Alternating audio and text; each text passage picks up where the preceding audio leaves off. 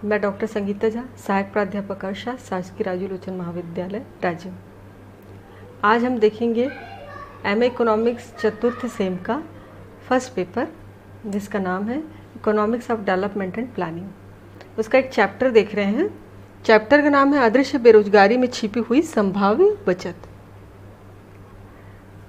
तो देखते हैं कि बहुत से अर्थशास्त्री हैं, जैसे नर्क्स हो गए, जेम्स एस ड्यूसनबरी, बुकानन, एलिस, इन सभी अर्थशास्त्रियों का मानना था कि जो अर्धविकसित या विकासशील देश हैं, उन देशों में छिपी हुई बेरोजगारी विद्यमान होती है। छिपी हुई बेरोजगारी या अदृश्य बेरोजगारी का अर्थ यह होता है कि ज़रूरत से ज़्यादा जो है कृषि क्षेत्र में व्यक्ति लगे हुए हैं, उनकी उत्पादकता जो है वो शून्य है। इसका अर्थ यह है कि उनको यदि उस क्षेत्र से हटा भी दिया जाए तो कृषि उत्पादन में कोई फर्क नहीं पड़ने वाला। तो इन अदृश्य बेरोजगारों का उपयोग जो है वो औद्योगिक क्षेत्र में करके हम बचत, उसमें जो बचत है उसको बढ़ा सकते हैं और बचत के माध्यम से पूंजी निर्माण के एक साधन के रूप में उसका इस्तेमाल किया जा सकता है। तो ये जानने के पहले हम देखते हैं कि अदृश्य बेरोजगारी क्या होती है असल में। तो अदृश्य बेरोजगारी से आशय उस अनावश्यक श्रम शक्ति से है जिसकी सीमांत उत्पादकता या तो बहुत कम है या तो शून्य है। प्रोफेसर नक्स का मानना है कि अदृश्य बेरोजगारी से आशय उस अवस्था से है जिसमें कृषि कला में कोई परिवर्तन किए बिना कृषि में लगे हुई जनसंख्या के एक बड़े भाग को हटाया जाए या कृषि उत्पादन में कोई कमी ना हो, तो यह स्थिति जो है वो अदृश्य बेरोजगारी की कहलाएगी। तो स्पष्ट है कि नर्स का मानना है कि यदि कृषि की टेक्निक में कोई परिवर्तन नहीं किया जाता है और कुछ श्रमिकों को यदि हटा भी दिया जाता है तो कृषि उत्पादन में कोई फर्क नहीं पड़ता। इस प्रकार हटाए गए जो श्रमिक हैं उनकी उत्पादकता शून्य होती है, सीमांत उत्पादकता, अर्थात कृषि के उत्पादन में उनका कोई योगदान नहीं होता है। यही अदृश्य बेरोजगारी कहलाती है। नक्स का विचार है कि अदृश्य बेरोजगारी में निहित श्रम के अपव्यय का पूंजी निर्माण में उपयोग किया जा सकता है। अर्थात जो बेरोजगार हैं उनका हम उपयोग करके जो अतिरिक्त है वहाँ पर उन अतिरिक्त श्रम का उपयोग करके हम पूंजी निर्माण कर सकते हैं। तो उनका मानना है कि यदि अतिरिक्त श्रम शक्ति को कृषि कार्य से हटा दिया जाए और उनको निर्माण कार्यों में लगा दिया जाए, ये निर्माण कार्य हो सकते हैं सड़क निर्माण, नहरें खोदना, नदियों पर बांध बनाना, भवन निर्माण, रेलों के विकास आदि जो पूंजीगत योजनाएं हैं उन पर श्रमिक को लगा दिया जाए तो इसके हमको दो लाभ प्राप्त होते हैं। पहला तो ये होगा कि कृषि पर श्रमिकों का अनावश्यक दबाव कम हो जाएगा। जैसा कि ज्ञात है कि विकासशील देशों में कृषि क्षेत्र में जनसंख्या का अत्यधिक दबाव पाया जाता है, तो ये दबाव कम हो जाएगा। और दूसरा यह हमें लाभ होगा कि अन्य व्यवसाय में श्रमिकों को रोजगार मिलने से कुल उत्पादन का स्तर बढ़ जाएगा। कुल उत्पादन का स्तर बढ़ जाएगा जिससे क्या होगा कि राष्ट्रीय आय बढ़ जाएगी और प्रति व्यक्ति आय में भी वृद्धि हो जाएगी। इसके परिणाम स्वरूप कृषि क्षेत्र में अल्प रोजगार में निहित बचत की जो संभावना है या अदृश्य बेरोजगार में निहित जो बचत की संभावना है वो वास्तविक बचत के रूप में हमारे सामने आएगी। अब इस प्रक्रिया में अर्थात कृषि क्षेत्र से पूंजीगत क्षेत्र में जो श्रमिकों का स्थानांतरण किया जाएगा, इस प्रक्रिया में हमको दो समस्याएं सामने आ सकती है।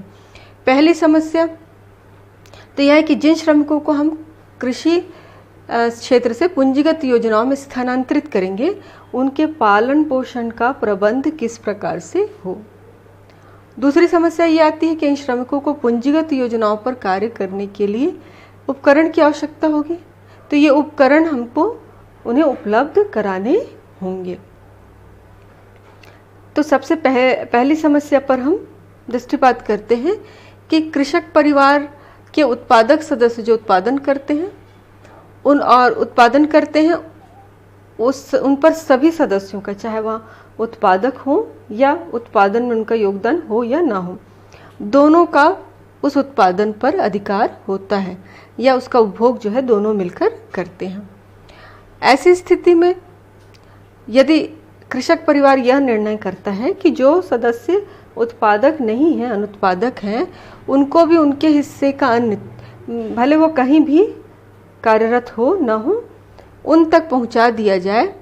यहाँ की स्थिति में पूंजीगत योजनाओं में यदि वो लगे हुए हैं और उन तक पहुंचा दिया जाए तो उनकी ये पहली वाली समस्या हमारी सॉल्व हो जाएगी कि उनके पालन पोषण का प्रबंध हो जाएगा।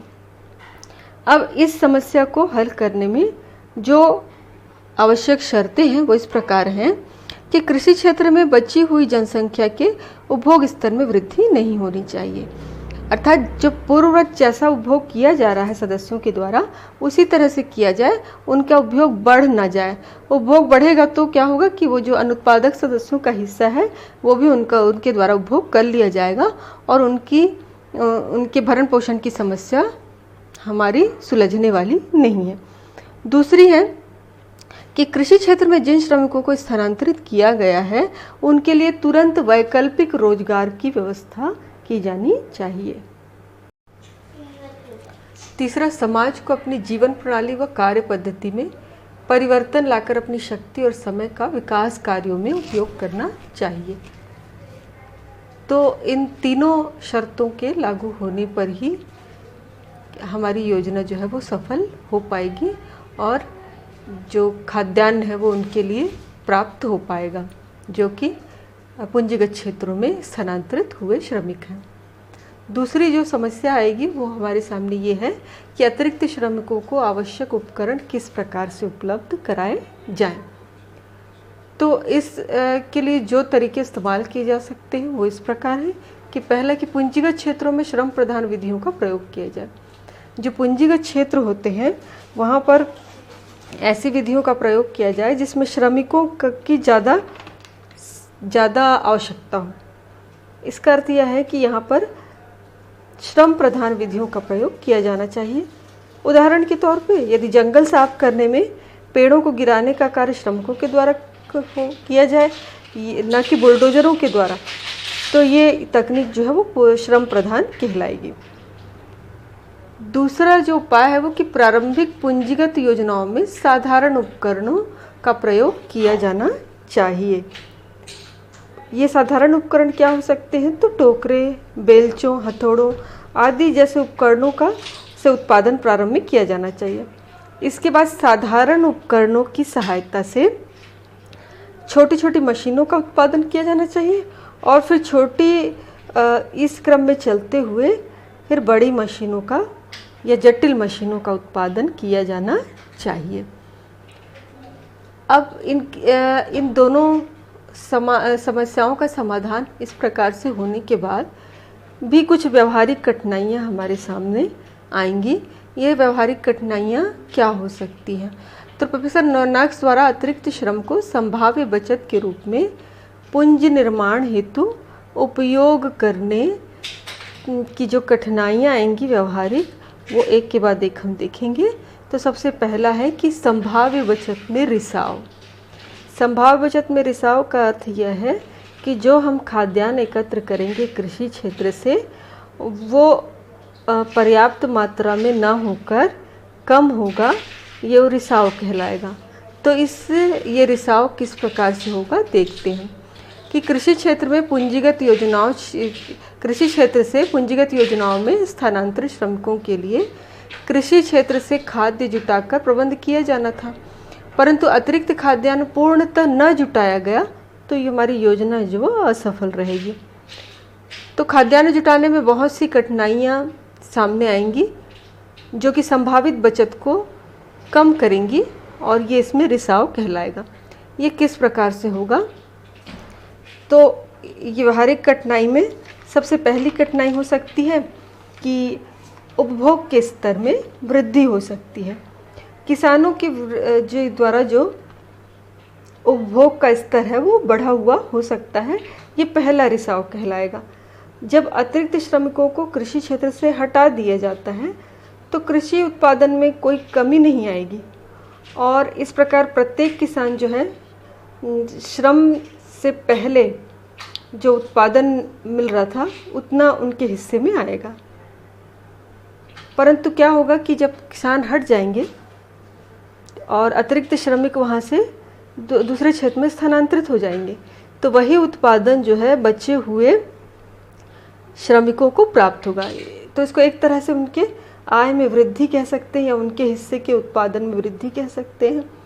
और ये यदि उनके उपभोग में वृद्धि हो जाए तो ये खाद्यान्न पूरा उन्हीं के द्वारा उपभोग कर लिया जाएगा और ये एक प्रकार से संभाव्य बचत में रिसाव कहलाएगा। दूसरा है कि कृषि खाद्यान्न जुटाने की क्रिया में परिवहन लागत में वृद्धि होगी। जब पूंजीगत योजनाओं में जो श्रमिक लगे हैं उनके लिए खाद्य को खेतों से या फिर कृषि क्षेत्र से पूंजीगत परियोजनाओं तक जो लाया जाएगा तो उसके लिए कुछ श्रमिकों की आवश्यकता होगी। अब ये श्रमिकों को हमको कुछ देना पड़ेगा जो कि क्या है कि परिवहन की लागत कहलाएगी। और इस तरीके से ये एक प्रकार से दूसरा रिसाव होगा संभाव्य बचत में। तीसरा रिसाव ये होगा कि यदि पूंजीगत क्षेत्र में जो श्रमिक हैं उनके उपभोग स्तर में वृद्धि हो जाए। यद्यपि अतिरिक्त श्रमिकों का जो कृषि उत्पादन में कोई अंशदान नहीं होता, लेकिन वे ऐसा नहीं समझते हैं। इसीलिए क्या है कि अतिरिक्त श्रमिक पूंजीगत योजनाओं की ओर तभी आकर्षित होते हैं जब उन्हें अधिक मजदूरी दी जाती है। इस प्रकार अतिरिक्त श्रमिकों की आय में वृद्धि हो जाती है और इसके साथ ही वे पूंजीगत योजनाओं में पहले से अधिक परिश्रम करने लगते हैं। इन कारणों से उनके द्वारा उपभोग में जो वृद्धि हो जाती है वो जो है तीसरा रिसाव कहलाती है संभाव्य बचत में। अब देखते हैं कि दूसरी समस्या, पहले तो रिसाव की आ गई कठिनाई, व्यवहारिक कठिनाई। अब दूसरी जो कठिनाई आएगी मूल्यांकन में कठिनाई की आ गई कि प्रच्छन्न बेरोजगारी की मात्रा या अदृश्य बेरोजगारी की मात्रा को ज्ञात करने के लिए हम चाहे किसी भी आधार को क्यों ना ले लें, इसका सही माप करना बड़ा कठिन होगा। और जब तक हमें किस क्षेत्र में कितनी गुप्त बेरोजगारी है या प्रच्छन्न बेरोजगारी पता नहीं हो जाएगा, तब तक इसको दूर करने के समुचित उपाय भी नहीं किए जा सकेंगे। फिर देखते हैं कि इस रिसाव में जो होगा, संभाव्य बचत में रिसाव होगा, उसका अवरोधन या उसे रोक किस प्रकार से सकते हैं। तो इसके अंतर्गत जो हम उपाय कर सकते हैं रिसाव को रोकने के लिए, तो वो इस प्रकार से, पहला अतिरिक्त उपज सरकार को बेचना। ये किया जा सकता है कि जो अतिरिक्त उपज होती है उसको किसानों को मजबूर किया जा सकता है कि वो एक निश्चित मूल्य पर सरकार को बेच दें।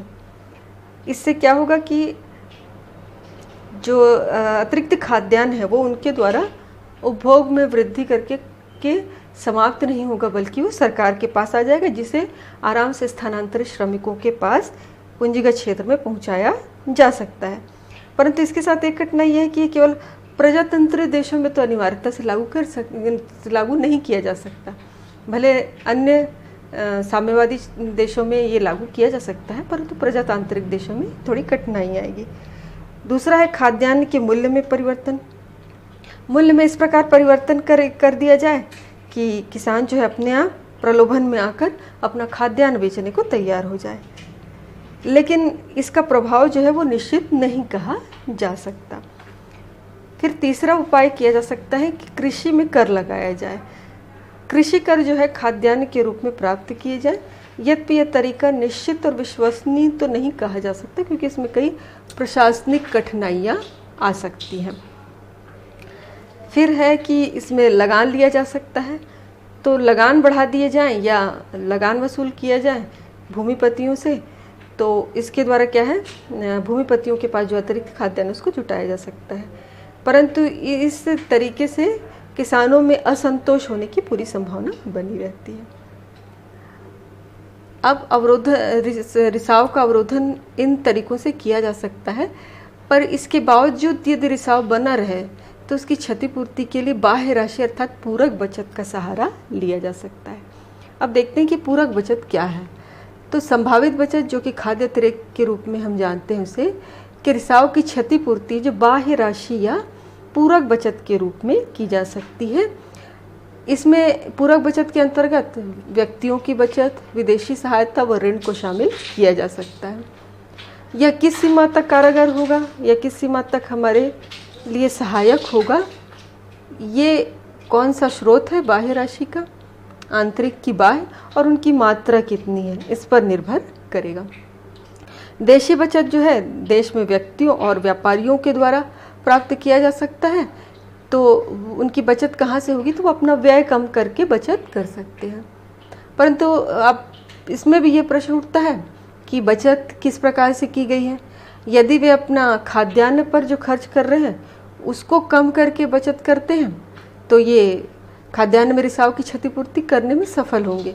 परंतु ये बचत यदि किसी विलासिता की वस्तुओं में या फिर घर में नौकर चाकरों को निकाल कर अपनी व्यय में कमी करते हैं तो ये रिसाव की समस्या ज्यों की त्यों बनी रहेगी और उसका समाधान हम नहीं कर पाएंगे।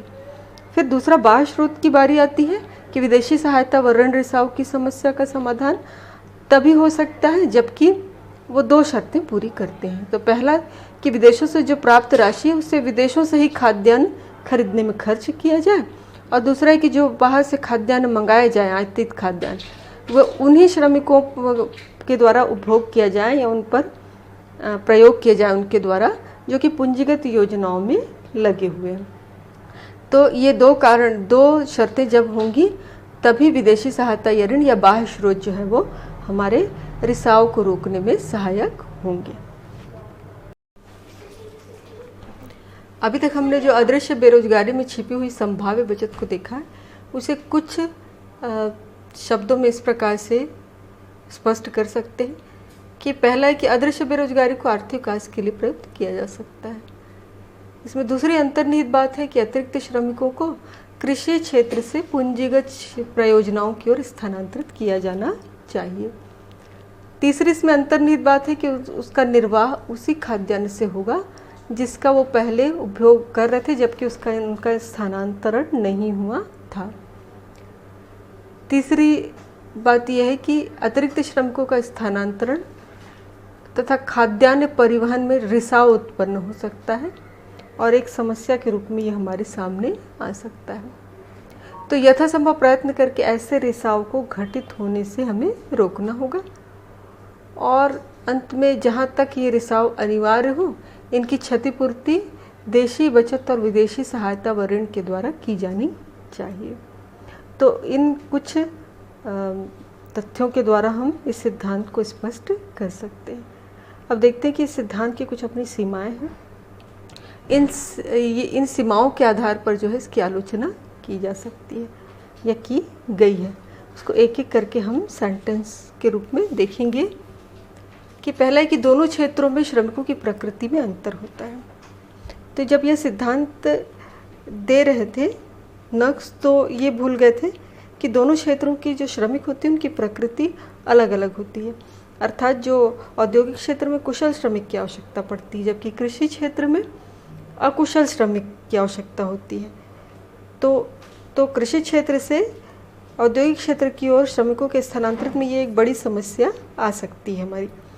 दूसरा है कि श्रमिकों की पूर्ण गतिशीलता इसमें कठिनाई उत्पन्न कर सकती है स्थानांतरण में, क्योंकि हमने देखा कि श्रम की गतिशीलता में बहुत सारे कारक होते हैं जो कि बाधक होते हैं और श्रम आसानी से जो है एक क्षेत्र से दूसरे क्षेत्र या एक सेक्टर से दूसरे सेक्टर की ओर गतिशील नहीं हो पाता है। तीसरी जो आलोचना की जाती है सिद्धांत की कि स्थानांतरित श्रमिकों का उपभोग स्तर बढ़ जाता है। जो स्थानांतरित श्रमिक क्योंकि औद्योगिक क्षेत्र की ओर जाते हैं तो वहाँ उनका उपभोग स्तर बढ़ जाता है, अर्थात उनकी मजदूरी बढ़ती है और जीवन स्तर बढ़ने के कारण उनका उपभोग भी बढ़ जाता है। तो जितना हम खाद्यान्न स्थानांतरित करते हैं या जितना खाद्यान्न जो अतिरिक्त प्राप्त करते हैं कृषि क्षेत्र से उससे ज़्यादा उनके द्वारा उपभोग किया जाता है। फिर है कि पूंजीगत योजनाओं में श्रमिकों के द्वारा अधिक मजदूरी की मांग की जा सकती है। इसका परिणाम ये होता है कि अधिक मजदूरी के कारण उनका जीवन स्तर ऊंचा हो जाता है और जो बचत है वो हमें प्राप्त नहीं हो पाती। पांचवी आलोचना जो है प्राविधिक तटस्थता को लेकर है कि सिद्धांत माना गया कि प्राविधिक तटस्थता होती है, अर्थात श्रम और पूंजी का जो अनुपात है वो तटस्थ रहता है। पर ऐसा नहीं होता है। नई नई प्रविधि जब आती है तो हो सकता है कि श्रम प्रधान की जगह पूंजी प्रधान तकनीकों का प्रयोग किया जाए, तब इन स्थानांतरित श्रमिकों को खपा पाना हमारे लिए कठिनाई पैदा कर सकता है। फिर इसकी आलोचना की जाती है कि बढ़ती जनसंख्या संभाव्य बचत को कम कर देती है।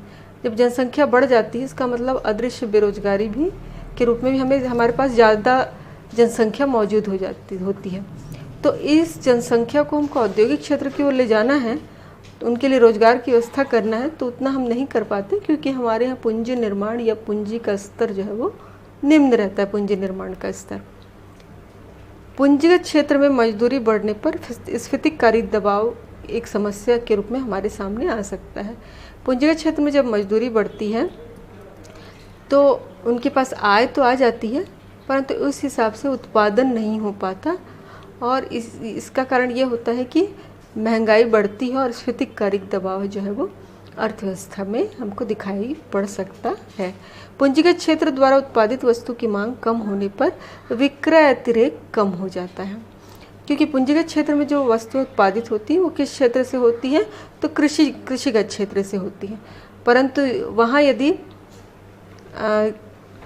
वहाँ पर यदि ये मांग उत्पन्न नहीं हो पाई या व्यक्ति कम हो गए वहाँ पर, तो इन वस्तुओं के लिए मांग जो है प्रभावपूर्ण मांग कम हो जाएगी, और इसका परिणाम होगा कि विक्रय अतिरेक यहाँ पर कम होगा। तो जो करारोपण की बात कही गई थी खाद्यान्न के रिसाव को रोकने के लिए, परंतु करारोपण के लिए इन देशों में जो विकासशील और अर्धविकसित देश हैं वहाँ का दोषपूर्ण ढांचा होता है, तो हम पूरे खाद्यान्न को पूर्णता से संग्रहण नहीं कर सकते। 10वीं इसकी आलोचना की जाती, खाद्य अतिरेक के स्थान पर वितरण की समस्या पर भी ध्यान देना था, क्योंकि मुख्य समस्या जो आ रही है संभाव्य बचत की वो वितरण के कारण आ रही है। इस प्रकार हम देखते हैं कि अदृश्य बेरोजगारी में संभाव्य बचत सैद्धांतिक रूप से हमारे सामने एक बहुत अच्छी अवधारणा प्रस्तुत करता है, परंतु इसकी कई व्यवहारिक कठिनाइयाँ हैं और ये कठिनाइयों को हम नज़रअंदाज नहीं कर सकते।